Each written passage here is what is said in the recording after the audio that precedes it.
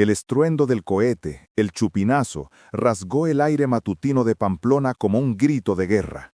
Para la mayoría, era el sonido de la fiesta, del vino derramado y la adrenalina pura. Para Iker Navarro, era el metrónomo que marcaba el pulso de su deber. A sus 52 años, con un rostro curtido por el sol y la preocupación, Iker no era un mozo buscando gloria, ni un turista borracho de sangría. Era un pastor del encierro, el guardián silencioso de una tradición tan hermosa como brutal. Su trabajo no era correr delante de los toros, sino detrás, guiando, protegiendo, asegurándose de que la manada de 600 kilos de músculo y furia completara su recorrido desde los corrales de Santo Domingo hasta la plaza sin dejar un rastro de tragedia irreparable. «Solo cumplo mi deber», solía decir, encogiéndose de hombros, cuando algún periodista novato le preguntaba por el miedo. Pero su deber era una danza con la muerte, una coreografía improvisada sobre adoquines resbaladizos donde un paso en falso significaba ser pisoteado o, peor aún, empitonado. Aquella mañana del 7 de julio, el aire era diferente, pesado, cargado de una electricidad que no era solo la excitación de la multitud. Los Miura, legendarios por su tamaño, su astucia y su instinto asesino, eran los protagonistas. 6 bestias negras como la noche, con cuernos que parecían dagas pulidas por el diablo. Iker los conocía. Había estudiado su linaje, sus temperamentos. Sabía que un Miura no olvida, no perdona. El encierro comenzó con una velocidad vertiginosa. La manada, compacta y disciplinada, barrió la cuesta de Santo Domingo.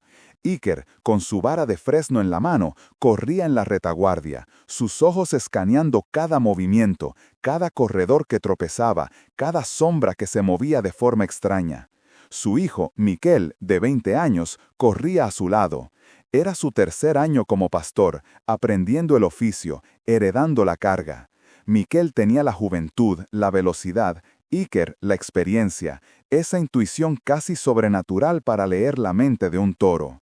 Atento al negro, al zancudo, le había dicho Iker a su hijo antes del cohete. Tiene mala mirada, no le gusta la gente. El toro, un coloso llamado Fogonero, corría en el centro de la manada, pero sus ojos no miraban al frente. Giraban, barriendo la muralla humana a ambos lados de la calle, buscando una debilidad, una provocación. La tragedia se gestó en la curva de Mercaderes, el infame ángulo de 90 grados que lanzaba a los toros contra el vallado de madera.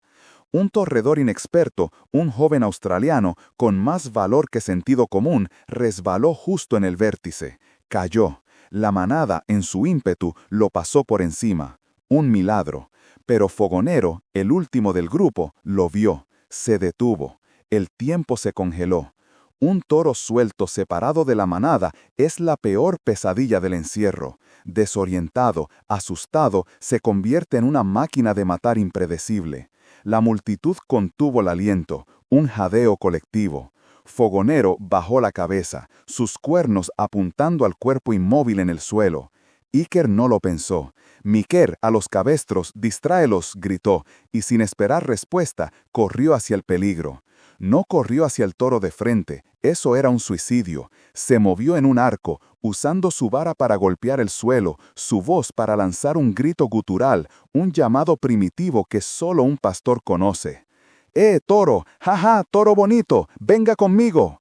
Fogonero levantó la cabeza. Sus ojos, 2 pozos de furia líquida, se fijaron en Iker. Olvidó al corredor caído. Ahora tenía un nuevo objetivo. Cargó. Iker esperó hasta el último segundo, sintiendo el aliento caliente del animal en su piel, y se lanzó a un lado, pegándose al vallado. El cuerno del toro rozó su camisa, arrancando un trozo de tela. La danza mortal había comenzado.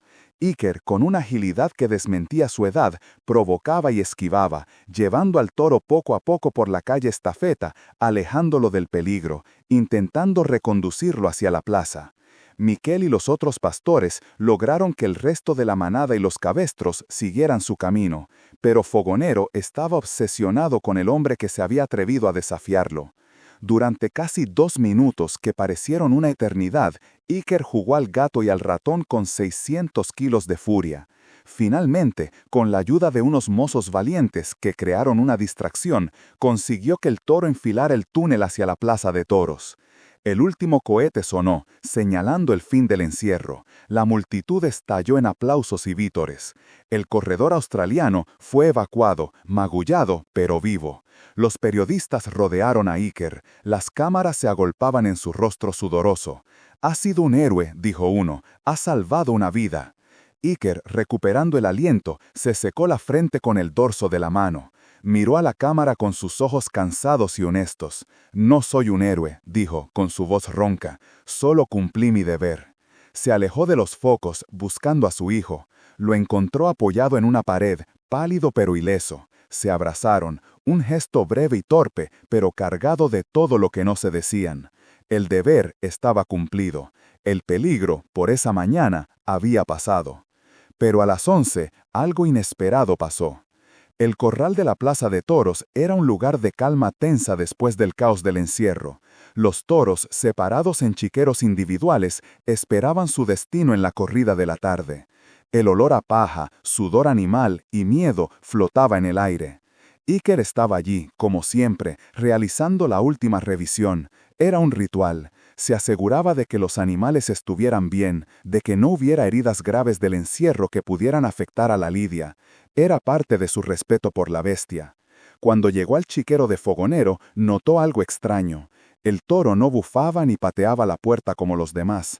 Estaba quieto en el centro del pequeño recinto, pero no era una quietud de calma, sino de una intensidad concentrada. Su enorme cabeza estaba levantada y sus orejas se movían, captando sonidos imperceptibles para los humanos. Y sus ojos no miraban a la pared, parecían mirar a través de ella, fijos en algo que solo él podía ver. Iker sintió un escalofrío. En sus 30 años como pastor había visto muchos toros, pero nunca uno con esa expresión. No era solo furia, era inteligencia, reconocimiento. «¿Qué le pasa a este?», preguntó Miquel, que se había acercado a su lado, observando al animal por la mirilla. «No lo sé», murmuró Iker. «Está esperando». Esperando. La palabra se quedó flotando entre ellos. ¿Esperando a qué? ¿A la corrida? No, era algo más, algo personal. La mañana transcurrió. Iker intentó quitarse la imagen del toro de la cabeza. Fue al almuerzo con los otros pastores, comió huevos con chistorra, bebió vino, participó en las bromas y las historias de encierros pasados. Pero una sensación de desasosiego se había instalado en su pecho. La imagen de los ojos de Fogonero no se iba. Sentía como si el toro lo había marcado, como si el duelo de la calle Estafeta no había terminado. A las 11, Iker estaba cerca de los corrales, hablando con el mayoral de la ganadería, un hombre viejo y sabio llamado Julián. Discutían sobre el peso y la cornamenta de los animales. De repente, un grito desgarrador rompió la relativa paz del patio. Venía de la zona de los chiqueros. Ambos se miraron y corrieron hacia allí. El pánico era evidente. Varios empleados de la plaza corrían en dirección contraria, con los rostros desencajados por el terror. «¡Se ha soltado! ¡Fogonero se ha soltado!», gritó uno. Era imposible. Las puertas de los chiqueros estaban hechas de acero y vigas de madera maciza, diseñadas para contener a una bestia enfurecida. Pero al llegar, vieron la prueba de lo imposible. La puerta del chiquero de Fogonero colgaba de una bisagra, la madera astillada y el metal retorcido como si un ariete lo hubiera golpeado repetidamente desde dentro. El toro no estaba. El pánico se convirtió en un caos helado. Un toro de Miura, herido en su orgullo y furioso, suelto en las trincheras de la plaza de toros, un laberinto de pasillos estrechos, patios y puertas. Iker sintió que el corazón se le subió a la garganta. Miquel, ¿dónde estaba Miquel? Lo había dejado revisando unos aparejos cerca de la enfermería, al otro lado del complejo. «Hay que cerrar todas las puertas, que nadie entre ni salga», ordenó Julián el mayoral, intentando imponer algo de orden. Pero Iker ya no escuchaba. Solo pensaba en dos cosas, su hijo y el toro. Y una terrible certeza se apoderó de él. El toro no estaba vagando al azar, lo estaba buscando a él. Aquella mirada en el chiquero no era de espera, era de caza. El duelo no había terminado. Corrió por los pasillos, gritando el nombre de su hijo. «Miquel, Miquel». El eco de su propia voz era la única respuesta. El silencio que siguió era más terrorífico que cualquier grito. Era el silencio de una bestia al acecho. Iker dobló una esquina y se encontró en un pasillo largo y estrecho que conducía a la capilla y la enfermería. Al fondo del pasillo vio una figura. Era Miquel. Estaba de espaldas, intentando abrir una pesada puerta de roble que se había atascado. Y entonces, del otro extremo del pasillo, de una sombra junto a los burladeros de entrenamiento, emergió, fogonero. Se movió sin sonido, como un espectro negro. Levantó la cabeza y sus ojos se encontraron con los de Iker por encima del hombre de su hijo. No hubo un bufido, ni un raspado de pezuñas, solo un reconocimiento silencioso. El toro sabía exactamente dónde estaban ambos. No había ido a por Miquel, había ido a por el cebo. El estruendo de un nuevo golpe contra la puerta de roble hizo temblar el suelo bajo sus pies, devolviéndolos bruscamente a la cruda realidad. El momento de epifanía paternal, tan puro y doloroso, se hizo añicos. Afuera, Fugitivo seguía siendo una tonelada de furia ciega, y el precario refugio de aquel zaguán no resistiría eternamente. El olor a miedo y a ozono, a polvo de yeso desprendido de las paredes por las libraciones, se mezclaba con el sudor frío que empapaba sus camisas. Iker agarró a Miquel por los hombros, su toque ahora no de reprimenda, sino de una urgencia protectora. «Tenemos que salir de aquí», dijo, su voz un susurro ronco pero firme. Miró a su alrededor, evaluando el estrecho espacio. Había una pequeña ventana en lo alto de la pared trasera, cubierta de mugre y telarañas, que daba a un patio interior. Demasiado alta, demasiado pequeña. La única salida era volver por donde habían entrado, hacia la calle del encierro, hacia el toro. «No podemos volver ahí fuera, Aita», susurró Miquel, su recién descubierta valentía luchando contra el instinto primario de supervivencia. Otro golpe, más fuerte esta vez, hizo crujir la madera de la puerta. Astillas saltaron hacia adentro. «No volveremos, saldremos», corrigió Iker. Su mente de pastor, acostumbrada a resolver problemas en terrenos hostiles con recursos limitados, trabajaba a una velocidad vertiginosa. «Escúchame con atención, Miquel. Este animal está obcecado con la puerta, con el ruido que hicimos al entrar. Está en su instinto atacar lo que percibe como una amenaza directa. No nos buscará si no nos ve ni nos oye». Se agachó y recogió la vara de fresno. La madera, pulida por generaciones de manos de su familia, se sentía sólida y familiar en su palma. «Cuando golpee de nuevo, el sonido cubrirá el nuestro. Voy a abrir la puerta solo una rendija, lo justo para que yo pueda deslizarme fuera. Tú te quedarás aquí, en silencio absoluto, no te muevas, no respires si puedes evitarlo. ¿Entendido?» Miquel asintió, con los ojos muy abiertos. El plan era una locura, era un suicidio. «¿Y tú? ¿Qué vas a hacer?» «Lo que he hecho toda mi vida», respondió Iker, y una sombra de la vieja sonrisa arrogante cruzó su rostro, pero ahora estaba templada por algo más profundo. «Voy a guiarlo». Fugitivo embistió de nuevo, un bramido gutural acompañando el impacto. El marco de la puerta se astilló visiblemente. Era ahora o nunca. «Prepárate», gritó Iker por encima del estruendo. En el instante en que el toro retrocedió para tomar impulso, Iker giró el pesado pomo de latón y tiró de la puerta hacia adentro, abriendo una brecha de apenas 30 centímetros. El olor del toro, una mezcla almizclada de sudor, sangre y tierra, inundó el pasillo. «Quédate aquí», ordenó sin mirar atrás.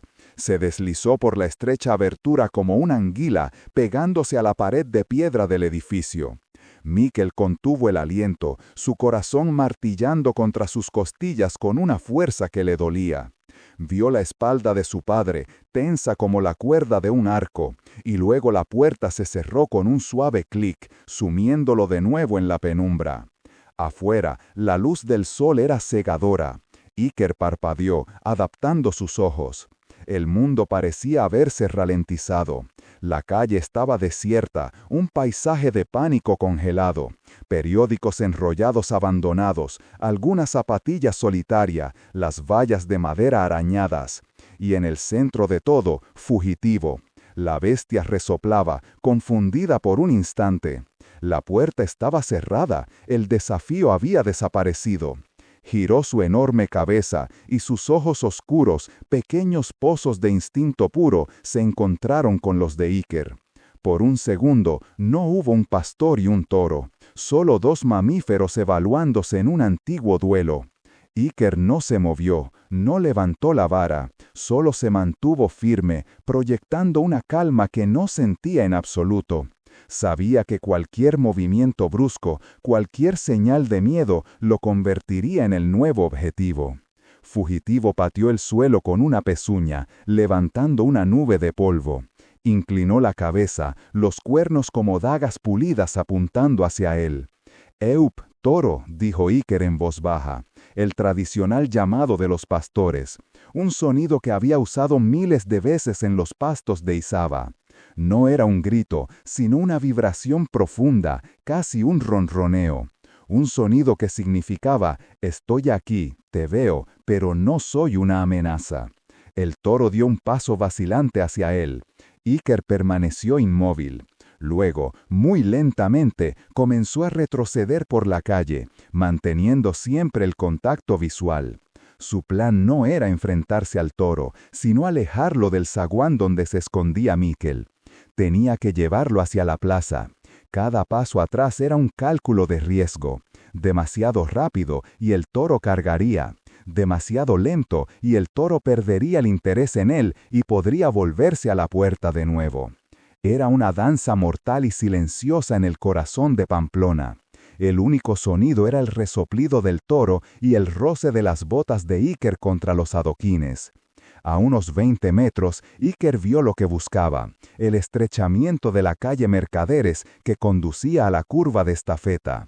Era un punto peligroso, pero también una oportunidad. Desde el otro lado de las vallas, un murmullo comenzó a crecer. La gente que se había refugiado en los portales y balcones estaba presenciando algo que iba más allá de un simple encierro. No era un mozo tratando de correr delante de un toro. Era un hombre dialogando con la bestia en un lenguaje sin palabras. Elena, que había conseguido abrirse paso hasta la primera línea de una de las barreras, observaba con el corazón en un puño. Había visto a los sanitarios correr hacia el callejón de la Estafeta, pero no sabía nada de Mikkel. Ahora veía a su marido, solo en la calle, ejecutando aquel ballet suicida. Junto a ella, un anciano con una boina calada hasta las cejas susurró: Ese es un pastor de verdad. Mira cómo lo lleva, no lo provoca, lo convence». Iker continuó su retirada. Un paso, 2 pasos, Fugitivo lo seguía, hipnotizado, casi dócil. Pero Iker sabía que era una ilusión. La bestia estaba simplemente conteniendo su energía, esperando el momento adecuado para explotar. Al llegar a la esquina, Iker golpeó suavemente su vara contra los adoquines. Un único y seco clac. El sonido rompió el trance. Fugitivo bajó la cabeza y cargó. Era lo que Iker esperaba. Justo cuando el toro se lanzaba, Iker no corrió hacia adelante como haría cualquier corredor. Saltó lateralmente, usando la pared de la esquina como pivote, con una agilidad que desmentía sus años. La mole de músculo y furia pasó rozándole, el viento de su pasada arrancándole el aliento. El cuerno derecho de Fugitivo arañó la pared de piedra, arrancando chispas y un trozo de mampostería. El toro, habiendo fallado su objetivo, siguió corriendo por inercia por la calle Estafeta. Iker no perdió un segundo. Corrió en la dirección opuesta, de vuelta hacia el zaguán. «Mikkel, sal ahora, corre hacia la plaza», gritó, su voz resonando en la calle vacía. La puerta se abrió de golpe y Mikkel salió disparado, pálido pero ileso.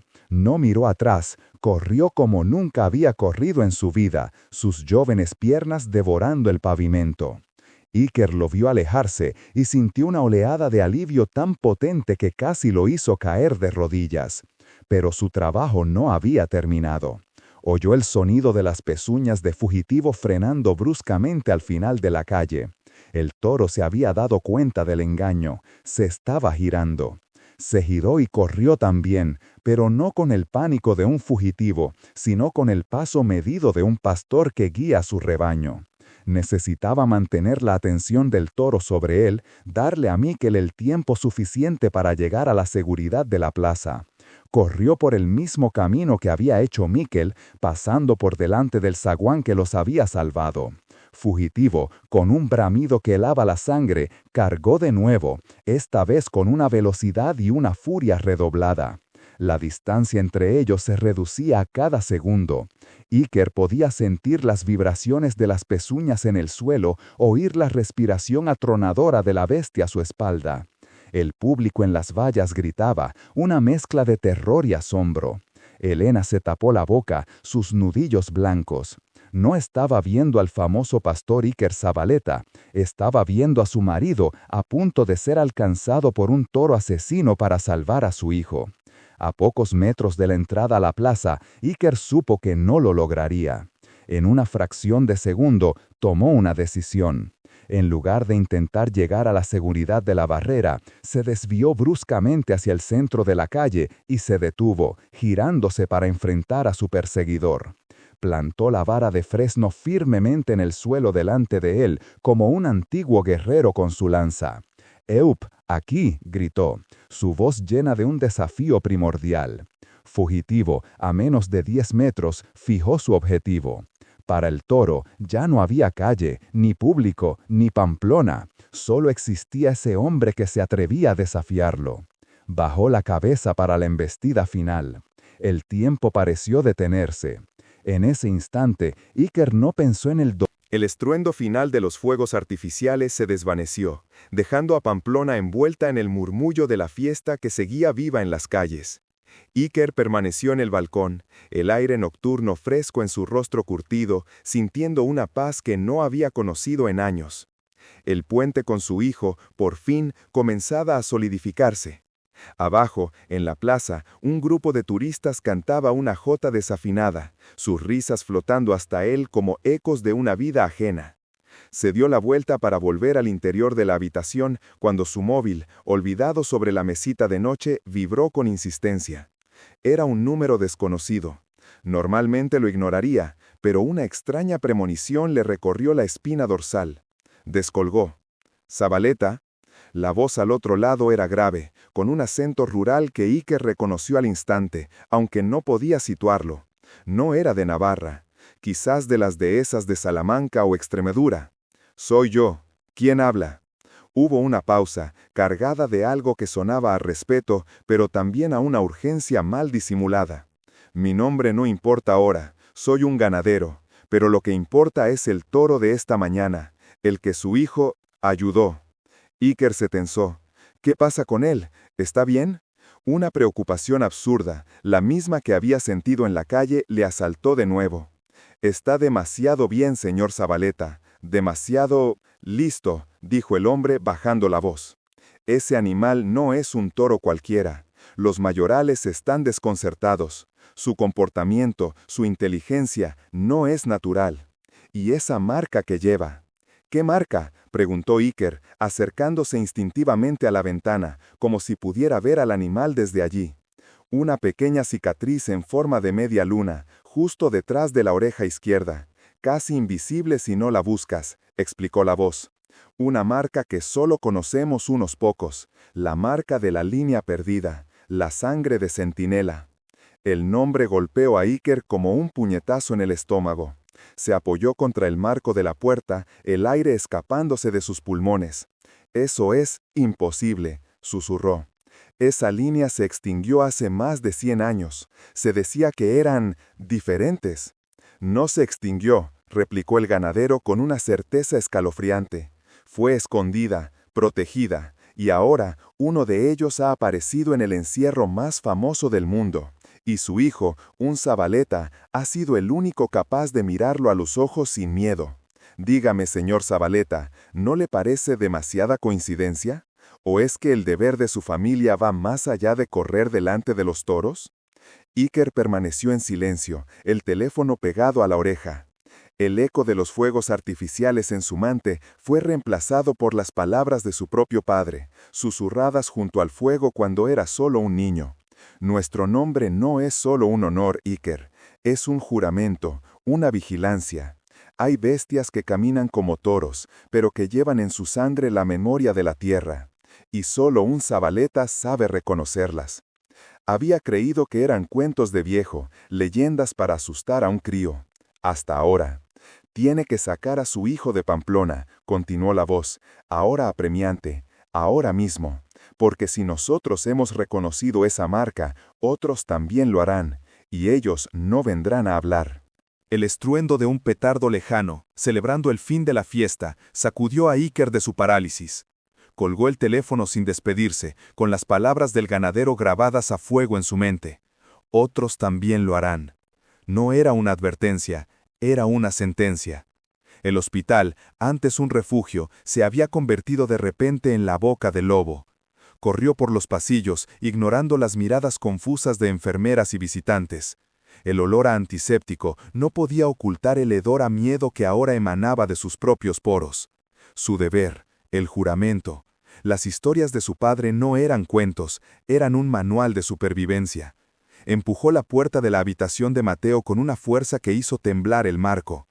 Mateo estaba de pie junto a la ventana, ya vestido con su ropa de calle, la venda de su brazo como un brazalete de honor. Su mirada, sin embargo, no estaba en las calles abarrotadas de Pamplona, sino fija en un punto lejano, más allá de los tejados, hacia las colinas que se teñían de púrpura con el atardecer. «Nos vamos, Mateo, ahora», dijo Iker, su voz un susurro ronco y urgente. Intentó agarrar la mochila de su hijo, pero la mano de Mateo se cerró sobre la suya, deteniéndolo. La fuerza en su agarre era sorprendente, impropia de un chico de su edad. «No puedo», respondió Mateo, sin girarse. Su voz era tranquila, pero con una resonancia profunda que Iker nunca antes le había escuchado. «Él me está esperando». «¿Quién, hijo? ¿El ganadero? ¿Hablaste con él?» La confusión luchaba contra el pánico en el pecho de Iker. Mateo finalmente se giró. Sus ojos, los mismos ojos oscuros y profundos de todos los Zabaleta, brillaban con una luz antigua, una inteligencia que no era del todo humana. Reflejaban la última luz del día y algo más, algo salvaje y primigenio. «No», dijo suavemente, «el toro, su nombre es Aker». El aire abandonó los pulmones de Iker. Aker, el antiguo nombre vasco para el macho cabrío, líder de los aquelarres, un espíritu de la tierra. La leyenda y la realidad se estrellaron en su mente con la fuerza de una cornada. Su hijo no solo había reconocido a la bestia, la había nombrado, se habían comunicado. «Mateo, escúchame», suplicó Iker, agarrando a su hijo por los hombros. «Esto es peligroso. Las historias del abuelo son ciertas. Nuestra familia debe protegerlos, mantenerlos ocultos, no interactuar con ellos. Ese es el juramento». «El juramento se rompió», interrumpió Mateo, su calma desarmando la desesperación de su padre. «Se rompió cuando lo trajeron aquí, a la jaula de los hombres. Yo no lo busqué, papá. Él me llamó». Su mirada volvió a la ventana. «Me dijo que los otros están despertando, y que no todos son como él». Un escalofrío recorrió la espalda de Iker, más frío que el sudor que perlaba su frente. Antes de que pudiera procesar la terrible implicación de esas palabras, un sonido grave y gutural retumbó desde la calle, un bramido que no pertenecía a ninguna fiesta. Era un rugido de desafío, de furia y de dolor, que hizo vibrar los cristales de la ventana. Iker miró hacia abajo y su sangre se heló. En la plaza del hospital, vacía salvo por el personal de seguridad que huía despavorido, se alzaba la imponente figura de Aker. El toro de la marca espiral había escapado de los corrales.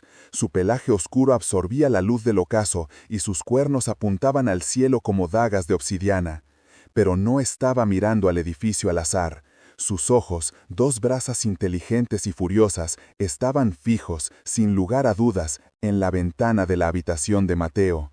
No había venido a destruir, había venido a reclamar algo. «¿Qué te ha dicho, Mateo?», susurró Iker, el terror atenazando su garganta. Mateo no apartó la vista de la bestia que aguardaba abajo. Una pequeña y enigmática sonrisa se dibujó en sus labios, una sonrisa que su padre nunca le había visto. Dice que el deber ya no es vigilar, papá. Se giró para mirar a Iker, y en la profundidad de sus ojos, la antigua marca en forma de espiral pareció arder por un instante. Ahora el deber es elegir un bando. El aire en la habitación se volvió denso, pesado como la tierra húmeda. Iker retrocedió un paso, alejándose de su hijo como si de repente fuera un extraño. La sonrisa de Mateo no era la de un niño. Contenía una sabiduría ancestral, una calma perturbadora que contrastaba violentamente con el caos que se desataba abajo. Iker resopló de nuevo, un sonido gutural que era a la vez una llamada y una advertencia. ¿Elegir un bando?, repitió Iker, su voz apenas un hilo. ¿De qué estás hablando, hijo? ¿Qué es ese toro? No es ese toro, papá, es Iker, es el guardián.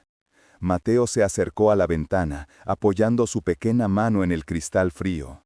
Abajo, la bestia pareció sentir el contacto, levantando la cabeza con una especie de reverencia. Tú lo sentiste en la arena, ¿verdad? No era solo fuerza bruta, había algo más, una intención. Iker recordó el momento exacto, la conexión casi eléctrica cuando sus ojos se encontraron con los del animal. No era la mirada vacía y enloquecida de otros toros, era una inteligencia aguda, una evaluación. El toro no estaba atacando a ciegas, estaba buscando.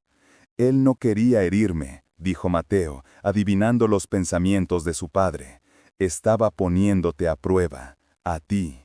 El último pastor con la sangre antigua, quería ver si el deber que tus abuelos te enseñaron era más fuerte que el amor. La habitación comenzó a oscurecerse, no por el atardecer, sino por algo más. Las sombras en las esquinas parecían alargarse, retorcerse como si estuvieran vivas.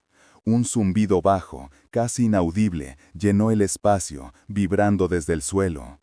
Iker sintió un hormigueo en la mano con la que había tocado la espiral en el lomo de Iker.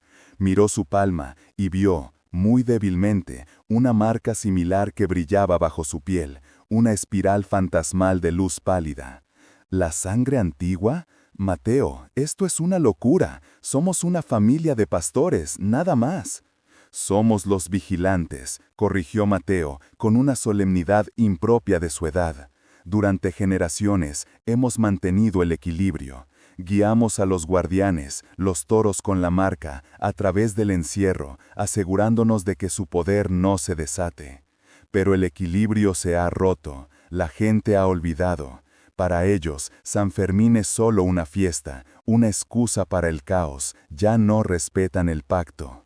Abajo, las puertas del hospital se abrieron de golpe. Varios agentes de la policía foral, armados con rifles de dardos tranquilizantes, tomaron posiciones, formando un semicírculo alrededor de Iker. El toro no se movió. Su mirada seguía fija en la ventana, en Mateo, ignorando por completo la amenaza que se cernía sobre él. «Van a matarlo», dijo Iker, el instinto de pastor apoderándose de él. «Solo si tú lo permites», respondió Mateo, su voz ahora un eco de algo mucho más viejo y poderoso. «Iker me ha despertado, y ahora me pregunta a quién sirves, papá, ¿al mundo que olvida y destruye, o al pacto que juraste proteger sin siquiera saberlo?» La primera luz de un foco policial iluminó al toro. El oficial al mando levantó la mano, a punto de dar la orden. El tiempo pareció detenerse. Iker miró a su hijo, cuyo rostro ahora era un lienzo de determinación serena, y luego a la bestia majestuosa que esperaba su juicio en la plaza. La espiral en su propia mano ardió con más fuerza, un dolor sordo y familiar. El deber. Siempre había sido el deber, pero Mateo tenía razón. El deber ya no era claro. Con una decisión que nació en lo más profundo de su alma, Iker rompió el cristal de la ventana con el codo. Los fragmentos cayeron como lluvia a la plaza. «¡Esperen!», gritó, su voz resonando en el silencio tenso. Todos los ojos, los de los policías y los del toro, se giraron hacia él. Se inclinó, asomándose por el marco roto, asegurándose de que todos pudieran oírle. Él no está solo. Mateo sonrió, una sonrisa genuina esta vez, llena de orgullo. Abajo, Aker emitió un mugido bajo y profundo, no de desafío, sino de reconocimiento. El oficial, confundido, bajó el rifle un instante. Fue entonces cuando Iker se dio cuenta de su error. No estaban mirando solo al toro, estaban mirando detrás de él. Desde las oscuras calles que desembocaban en la plaza, emergieron más figuras, lentas, pesadas, imponentes. No eran personas, eran otros 6 toros, todos negros como la noche, y en el lomo de cada uno de ellos, brillando débilmente bajo las luces de emergencia, se veía la misma marca inconfundible, una espiral perfecta. El aire se heló en los pulmones de Iker. 6 toros más, 6 bestias magníficas y aterradoras, avanzando en un silencio antinatural hacia el centro de la plaza. No había estampida, ni pánico, solo una procesión deliberada, un ejército de sombras con cuernos de marfil. Los policías, superados en número y en presencia, retrocedieron instintivamente, formando un círculo tembloroso alrededor del vehículo blindado. Sus rifles parecían juguetes inútiles contra aquella marea de poder ancestral. Aker permaneció inmóvil, un rey recibiendo a su corte. Los recién llegados se dispusieron a su alrededor, creando una fortaleza viviente de músculo y furia contenida. El oficial al mando, con el rostro pálido y sudoroso, levantó de nuevo su arma, pero su mano temblaba visiblemente. La amenaza ya no era un solo animal descarriado, era un enigma, una insurrección de la naturaleza misma en el corazón de la ciudad. ¿Qué significa esto?, murmuró Iker, sin dirigirse a nadie en particular. Significa que el deber ha cambiado, respondió Mateo a su lado, sus ojos brillando con una intensidad febril. Durante generaciones, los nuestros los guiaron a la arena, a la muerte. Los protegimos para su sacrificio. Pero ya no. La espiral no es una marca de ganado, Iker, es un linaje, el nuestro y el de ellos, entrelazados.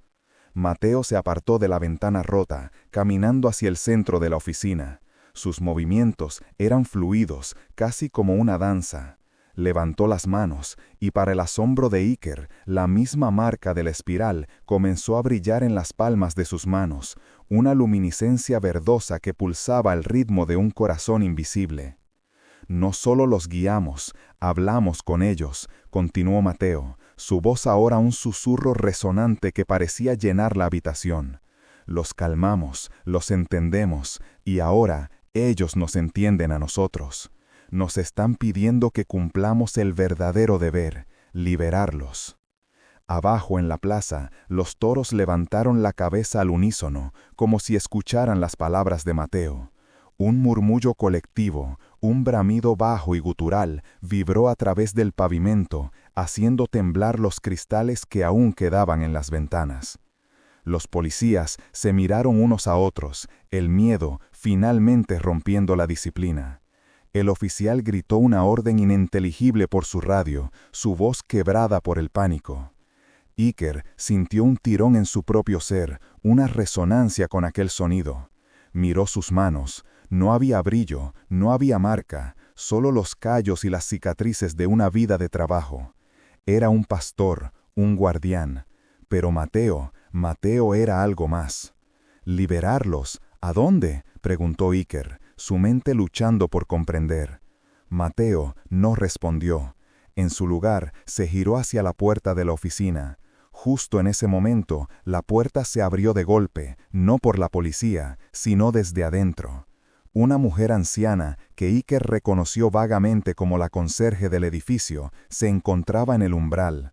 Sus ojos, oscuros y profundos, no mostraban sorpresa alguna. Llevaba en sus manos un viejo bastón de pastor, tallado con intrincados patrones. «Ya es hora, Mateo», dijo ella con una voz sorprendentemente firme. «El camino está abierto». La anciana miró directamente a Iker, y en su mirada él vio siglos de conocimiento. «Tú también tienes tu parte en esto, Iker, el último guardián.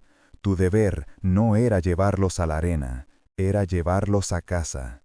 De repente, un estruendo ensordecedor sacudió la plaza. No fue un disparo, fue el sonido del metal retorciéndose. Aker, el toro líder, había embestido el vehículo blindado, no con furia ciega, sino con una precisión demoledora.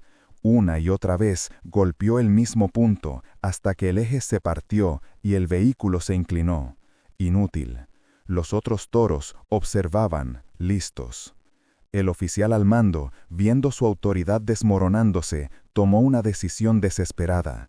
Apuntó su rifle, no a los toros, sino hacia la ventana rota donde se encontraba Iker. «Usted, haga que se detengan o disparo». Mateo se interpuso entre Iker y la ventana.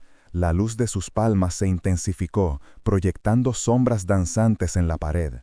«Es demasiado tarde para ellos, hermano, pero no para nosotros». Un sonido agudo y penetrante llenó el aire, un silbido que parecía venir de todas partes y de ninguna. En la calle principal, mucho más allá de la plaza, las farolas comenzaron a parpadear y a apagarse una a una, sumiendo la ciudad en una oscuridad que avanzaba rápidamente hacia ellos. La única luz que quedaba era el brillo verde en las manos de Mateo y las marcas a juego en el lomo de las bestias. La anciana sonrió, una sonrisa que no llegaba a sus ojos. «No vinieron solos», susurró, mientras la última farola de la plaza se extinguía. La oscuridad que devoró Pamplona no era la simple ausencia de luz. Era una presencia palpable, fría y antigua, que se aferraba a la piel y amortiguaba el sonido hasta reducirlo a un susurro ahogado. El oficial, con el rifle tembloroso, ya no podía ver a Iker ni a Mateo, solo el resplandor esmeralda que pulsaba como dos corazones furiosos en la negrura. Los soldados retrocedieron, tropezando unos con otros, sus gritos de pánico absorbidos por el manto de silencio. El único sonido claro era el pesado resollar de los toros, una sinfonía gutural que prometía violencia. Desde el corazón de la penumbra, una figura comenzó a materializarse. No caminaba, sino que parecía deslizarse sobre las sombras, una mujer alta y esbelta, envuelta en un vestido que era un fragmento de la noche misma, salpicado de puntos luminosos como estrellas distantes. Su rostro era una máscara de serena belleza y poder ancestral, sus ojos dos pozos de oscuridad líquida que reflejaban el brillo verde de los toros. No era humana, era algo mucho más viejo, una deidad olvidada del bosque y la tierra, despertada por la sangre y la desesperación. Era ella. El oficial, superado por el terror, disparó a ciegas hacia la ventana. La bala cortó el aire, pero antes de alcanzar su objetivo, se detuvo en seco, suspendida a centímetros del rostro de Mateo, vibrando como un insecto atrapado en ámbar.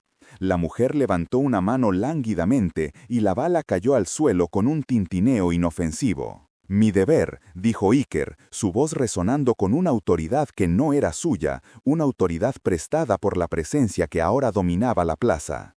«Era protegerlos. Y el tuyo, hermano, traerla de vuelta».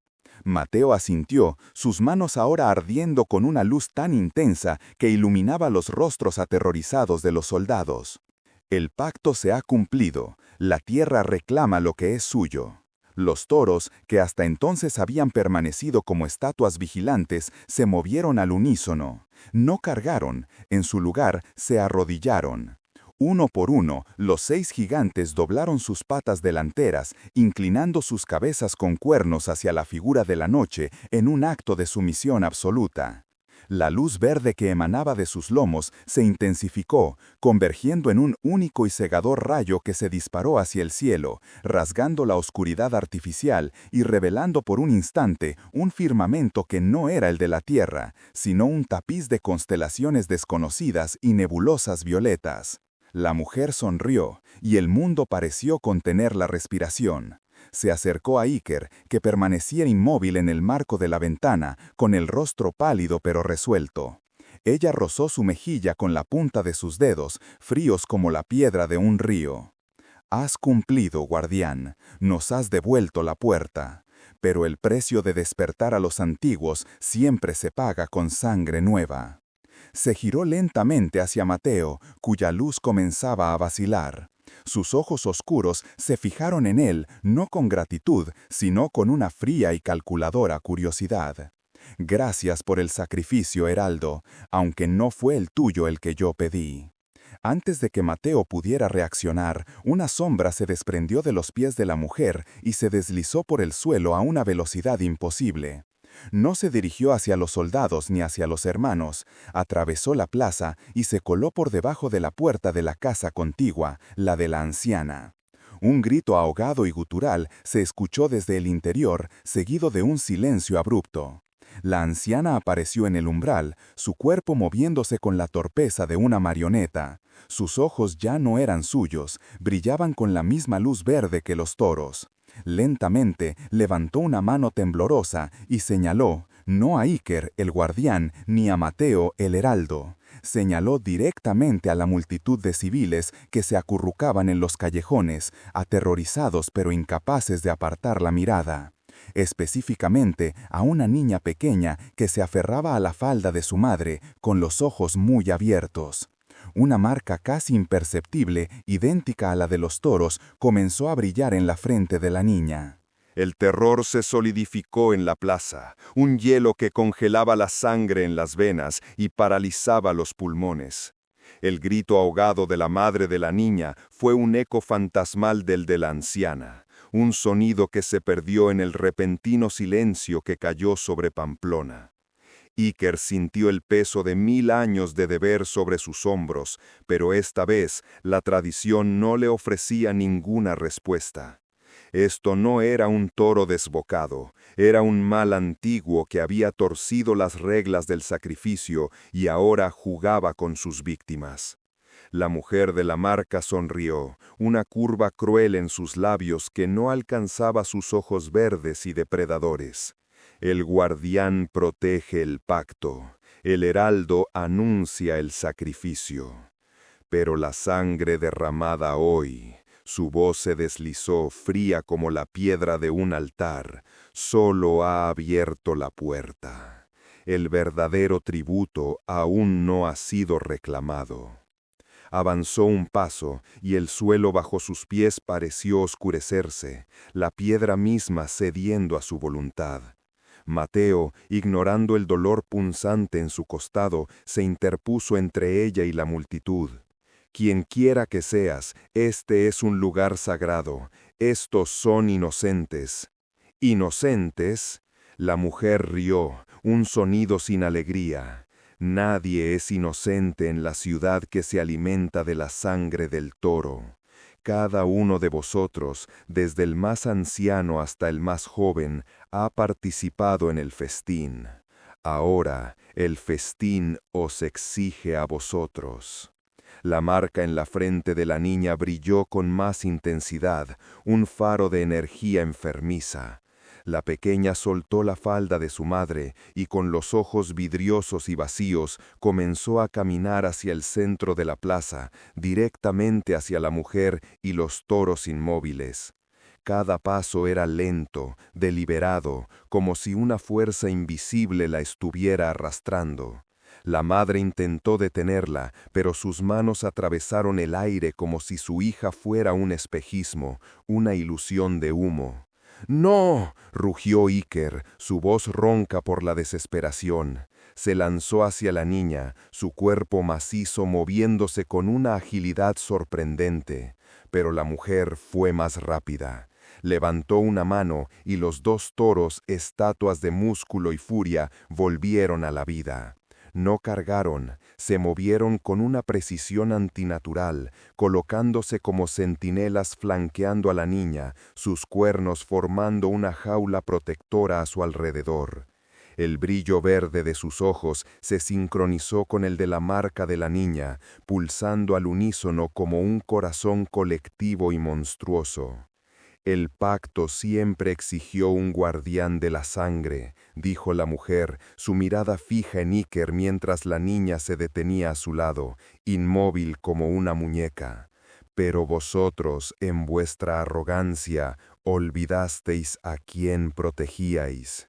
No era a la ciudad del toro, era al toro de la ciudad. El suelo bajo la niña comenzó a resquebrajarse, de las grietas no brotó polvo, sino una luz verde y palpitante.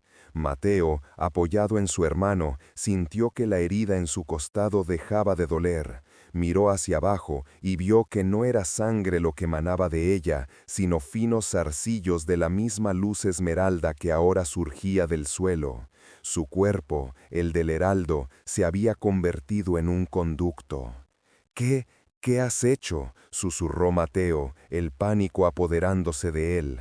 La mujer se inclinó hacia la niña, sus labios casi rozando la marca brillante. Su voz fue un susurro que, sin embargo, resonó en la mente de todos los presentes. Yo no he hecho nada, heraldo, solo he venido a despertar a mi señor. Y entonces el mundo se inclinó.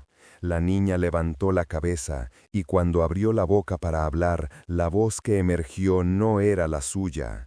Era una voz antigua, profunda y resonante como el choque de continentes, una voz que vibraba en los huesos y hablaba en una lengua que nadie entendía, pero que todos comprendían en el fondo de sus almas.